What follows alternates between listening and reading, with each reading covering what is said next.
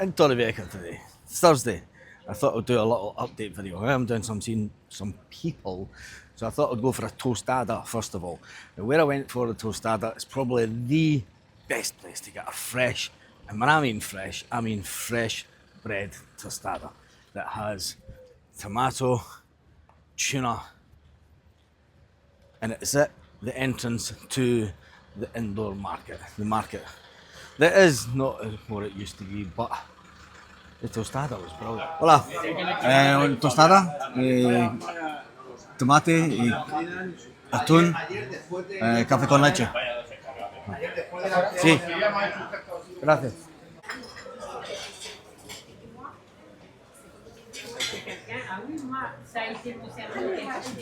That is the best value tostada and coffee you can get in this area. A big shout out to Joe who just walked past and said hello. Nice to see you and hope you're enjoying your property up at the Park Nations. And yeah, this place is absolutely fantastic.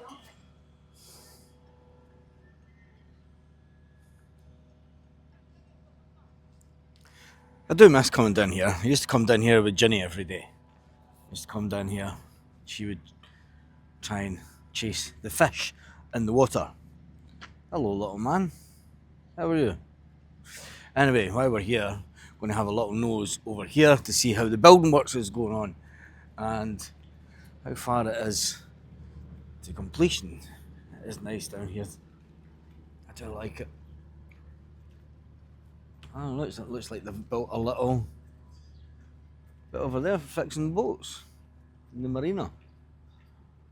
That seems new. The one thing that you may have noticed in that picture was, yes, another crane in the middle of the town. Now that is an area that is going to have a really modern looking building. It's going to look out of place really with those two ugly sisters from the 1980s at either side. But it is going to be a nice modern new building, and it's something to do with the college, I'm sure.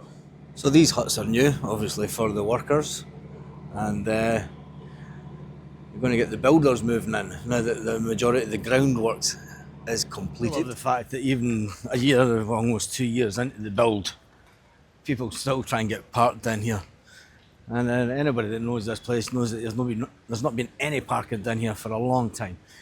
And so, the majority of the groundworks has been done, but there is some development. Obviously, the last time I was here, I did show you over the other side where they had marked out the road that's going to go up the side of the customs building. Now this road, these huts here will all disappear.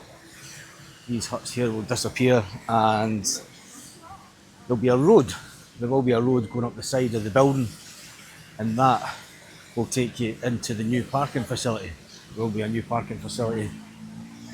So these will no longer be here. And this road, I think yes, they've even marked it out, they've cut it out already for the roundabout. So there is a roundabout going to be here. Big changes to Torrevieja town, and there's people that obviously haven't been here for a while are coming down and realising they can only go one way. So yeah, the road is marked out for the roundabout, and the huts are starting to disappear. And as you can see here, this is where the road is going to go, and they've actually started to put the paving in the other side.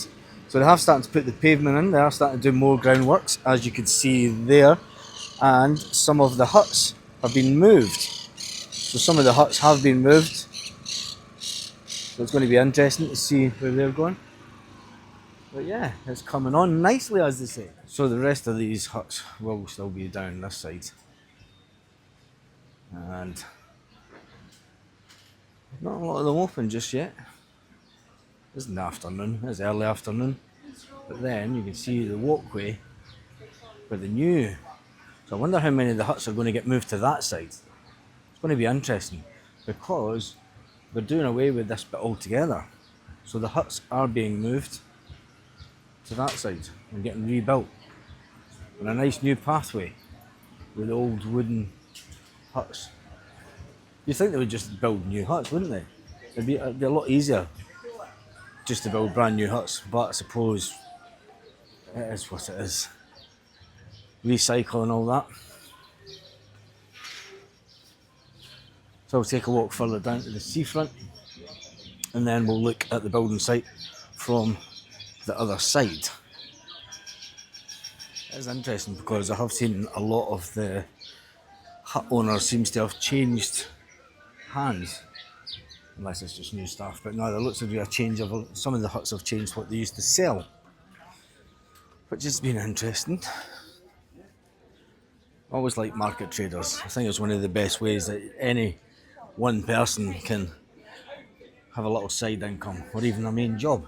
And as we get down to the front, there's the usual guys singing. Oh, it is one of the downsides of that area. You just want a bit of peace and quiet, don't you? There's a TV crew down there. TV crew. What are they filming? What are they filming? No idea. Wonder what she's filming. Right, we're going to take a walk up this way and see how the building works is coming on. Wow. Bit of a change.